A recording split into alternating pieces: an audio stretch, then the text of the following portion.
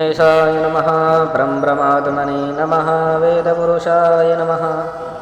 महालक्ष्म्यै नमः। महासरस्वत्यै नमः। श्रीगुरुचरणकमलेभ्यो नमः। वक्रतुण्डमहाकाय सूर्यकोटिसम्प्रभ निर्विघ्नं कुरु मम देव सर्वकार्येषु सर्वदा।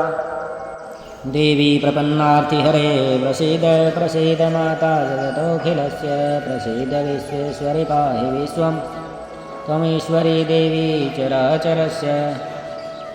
वन्दे देवयुमापतिं सूर्यगुरुं वन्दे जगत्कारणं वन्दे वनगभूषणं मृगधरं वन्दे पशूनापतिं वन्दे सूर्यसकाशवहिनयनं वन्दे मुकुन्दं प्रियं वन्दे भक्तजनाश्रयं च वरदां वन्दे शिवशङ्करं।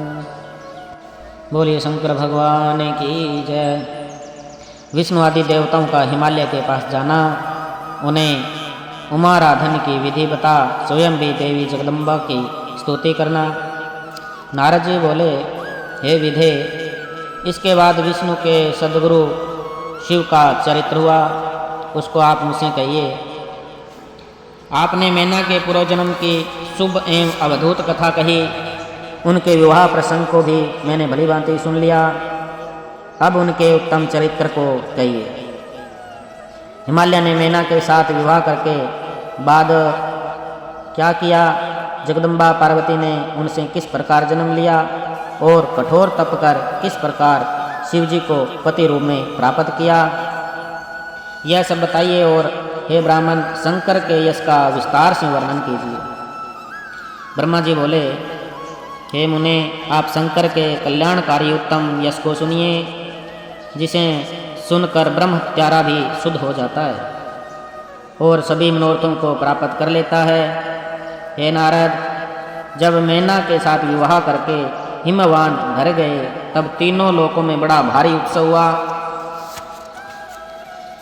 हिमालय ने भी अत्यंत प्रसन्न होकर परमोत्सव मनाया और सद्बुद्धि से ब्राह्मणों, बंधुजनों एवं अन्य श्रेष्ठ लोगों का अर्चन किया। तत्पश्चात सभी संतुष्ट ब्राह्मण, बंधुजन तथा अन्य लोग उन्हें उत्तम आशीर्वाद देकर अपने अपने निवास स्थान को चले गए। हिमालय भी अत्यंत प्रसन्न होकर अपने सुखदायक घर में, अन्य रम्य स्थान में तथा नंदन आदि वनों में भी मैना के साथ रमण करने लगे। हे मुने, उसी समय विष्णु आदि समस्त देवता और महात्मा मुनि गिरिराज के पास गए। गिरिराज ने उन देवताओं को आया हुआ देखकर प्रसन्नतापूर्वक उन्हें प्रणाम किया और अपने भाग्य की सराहना करते हुए भक्ति भाव से उनका सत्कार किया। हाथ जोड़कर मस्तक झुकाए हुए उन्होंने उत्तम भक्ति से स्तुति की। हिमालय के शरीर में महान रोमांच हो गया आया और उनके नेत्रों से प्रेम के आंसू बहने लगे। हे मुने, तब हिमालय प्रसन्न मन से अत्यंत प्रेम पूर्वक प्रणाम करके और विनती भाव से खड़े हो विष्णु आदि देवताओं से कहने लगे। हिमालय बोले, आज मेरा जन्म सफल हो गया, आज मेरी महान तपस्या सफल हुई, आज मेरा ज्ञान सफल हुआ और आज मेरी क्रियाएं सफल हो गई। आज मैं धन्य हो गया, मेरी समस्त भूमि धन्य हो गई, मेरा कुल धन्य हो गया, मेरी स्त्री तथा मेरा सब कुछ धन्य हो गया, इसमें संशय नहीं है। क्योंकि आप सभी लोग एक साथ मिलकर एक ही समय यहाँ पधारे हैं। मुझे अपना सेवक समझकर आप लोग प्रसन्नतापूर्वक उचित कार्य के लिए आज्ञा दें। ब्रह्मा जी बोले, तब हिमाचल के इस वचन को सुनकर विष्णु आदि वे देवता अपने कार्य की सिद्धि को मानकर प्रसन्न होकर कहने लगे। देवता बोले, हे महाप्रज्ञा हिमालय, हमारा हितकारक वचन सुनिए। हम सब लोग जिस काम के लिए यहाँ आए हैं उसे प्रसन्नतापूर्वक बता रहे हैं।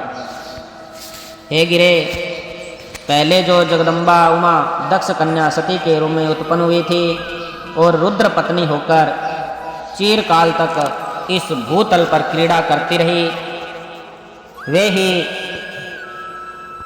जगदम्बा अपने पिता से अनादर पाकर अपनी प्रतिज्ञा का स्मरण करके यज्ञ में शरीर का त्याग कर अपने परम धाम को चली गई। हे हिमगिरे, यह कथा लोक में विख्यात है और आपको भी विदित है। अब ऐसा होने पर आपके यहाँ उनके उत्पन्न होने पर सभी देवताओं गणों का तथा आपका भी बहुत लाभ होगा और वे सभी देवतागण भी आपके वश में हो जाएंगे। ब्रह्मा जी बोले, उन विष्णु आदि देवताओं की यह बात सुनकर गिरिराज ने उनको आदर देने के लिए नहीं अपितु स्वयं प्रसन्नचित्त होकर तथास्तु ऐसा कहा।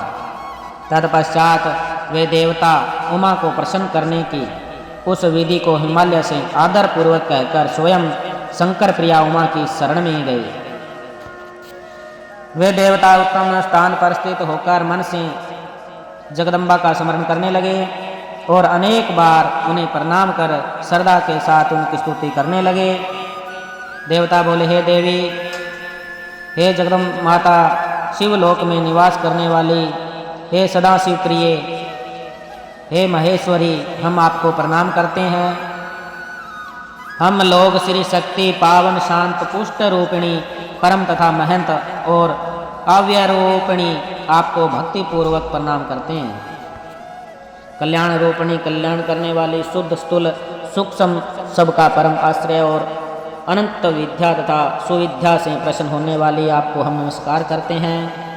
आप ही श्रद्धा है, आप ही धृति है, आप ही श्री हैं, आप ही सर्व गोचरा है, सूर्य में रहने वाली प्रकाश रूपा आप ही हैं तथा आप अपने प्रपंचों को प्रकाशित करने वाली हैं, जो ब्रह्मांड में तथा समस्त जीवों में रहने वाली हैं और जो ब्रह्मा से लेकर समस्त तृण पर्यंत संसार को तृप्त करती हैं, उन्हें हम प्रणाम करते हैं।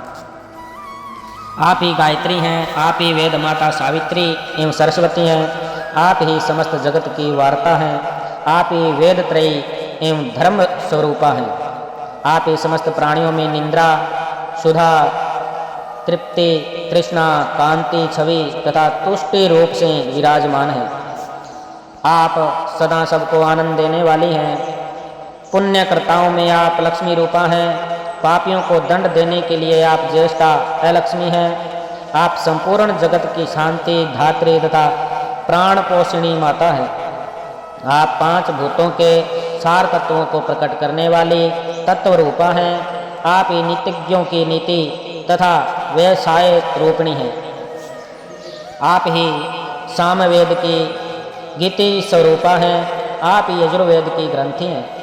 आप ही ऋग्वेद की ऋचा रूप स्तुति है तथा अथर्ववेद की मात्रा है और आप ही मोक्ष स्वरूपा है, जो सभी देवता गणों की शक्ति हैं, तमोमयी हैं, एकमात्र धारण पोषण गुणों से देखने में आती हैं, रजोगुण के प्रपंच से केवल सृष्टि रूपा हैं तथा जिन्हें हमने कल्याणकारिणी सुना है, उनकी हम स्तुति करते हैं।